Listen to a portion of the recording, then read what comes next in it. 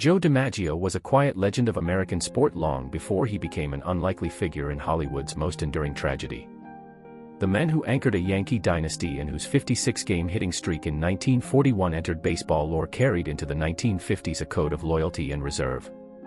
That code met Hollywood's brightest star, Marilyn Monroe, on a cold collision course of fame, fragility, and politics that would leave a romance both incandescent and haunted. Their marriage began in January 1954 in San Francisco, a brief, fiercely private union. Joe, the Italian-American boy from Martinez, had married Norma Jean Baker, Marilyn, whose rise from foster homes and modeling to film stardom had made her the public's ideal and private riddle. For 9 months they tried to bridge two worlds, his old world insistence on normalcy, hers bound to studio contracts, photographers, and the demand that she always be on. DiMaggio, protective and possessive by temperament, hoped to save her from Hollywood's machinery. She could not be saved that easily. By October 1954 the marriage was over, but the emotion was not. DiMaggio never stopped guarding her memory. The story's tension heightens in August 1962. Marilyn, now divorced from Arthur Miller and living in Los Angeles, was struggling with insomnia, pills, and the aftermath of rumors tying her to President John F. Kennedy and his brother, Attorney General Robert F. Kennedy. On August 5 she was found dead at her home on 5th Helena Drive. The Los Angeles County coroner ruled a probable suicide from an overdose of barbiturates. Officially, the tragic end concluded a life of dizzying attention and private pain. Outside the coroner's files, a different narrative gathered steam.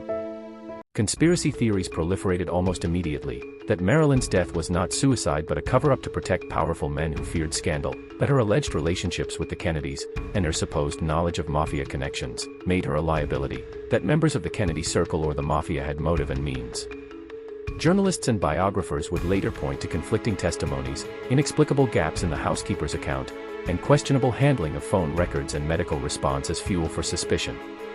The clear explanation of the conspiracy does not rest on a single provable fact but on a plausible web of motive and opportunity. Marilyn had been close to people at the highest reaches of power during a time when reputation could topple careers and administrations. Robert Kennedy, as Attorney General, was locked in a bureaucratic battle with organized crime. If the Kennedy brothers feared a scandal erupting that involved the underworld, some allege they might have moved, and others might have acted to silence what they saw as a risk. Alternate theories suggest Marilyn's death was the result of negligence by physicians and caretakers, or a tragic lapse in a woman who had taken pills before. Investigations and books, most notably Anthony Summers' work, collected fragments and interviews that fed a narrative of cover-up. Yet no court ever proved homicide, the coroner's ruling stands, and many historians caution that rumor too often supplants evidence. Through the storm, Joe's love remained a simple, relentless gesture. At her funeral he insisted the casket be closed, he arranged details, guarded her privacy, and later, according to long-repeated accounts, sent roses to her grave every week for 2 decades. He forbade exploitative photographs and refused to monetize the memory of the woman he had briefly called his wife. He died in 1999, having carried a private grief and an awkward, unconsummated domesticity with him, an old man who could not reconcile the world he once dominated with the bright, broken star he loved. This is a documentary of contrasts, the public and private, the powerless and the powerful, a love that burned briefly and a death that ignited decades of suspicion.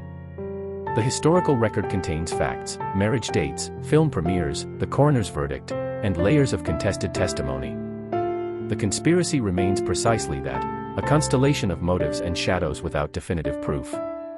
What endures incontrovertibly is human sorrow, Joe DiMaggio's devotion, Marilyn Monroe's brilliance and vulnerability, and a nation watching as a love story became, in death, a mirror of its own anxieties about fame and power.